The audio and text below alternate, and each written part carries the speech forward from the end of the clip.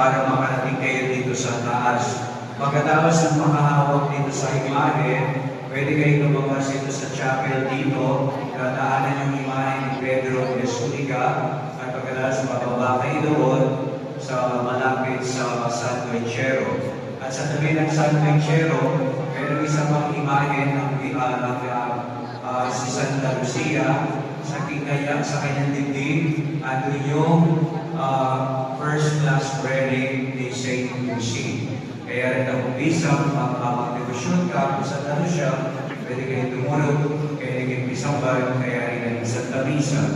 At pagkatapos sa mga Santa Misa, yung mga senior citizens na hindi na makakaakyat, ay maaari po kayo lumapit doon sa mga karo at doon magkasabay ng daigdig para sa inyong mga kanilihan at pasasalamat. Maraming salamat. At katulad mo na aking nabanggit, kahit nasa loob po tayo ng simbahan,